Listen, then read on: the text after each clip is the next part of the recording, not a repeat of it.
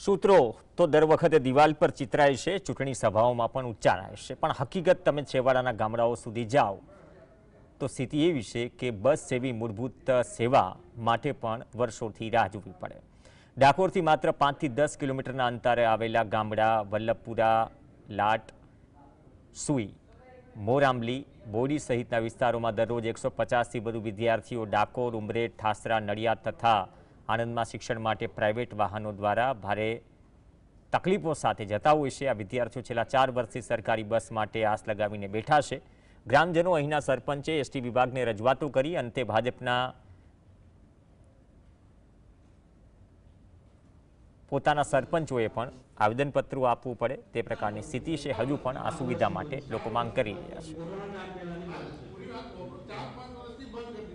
છે। વિદ્યાર્થીઓ ભણી રહ્યા છે, બીજા પ્રાઇવેટ વાહનોમાં જતા હોય છે, બસ ચાલુ ન હોવાથી સવાર સાંજના કોઈ ટાઈમ નથી।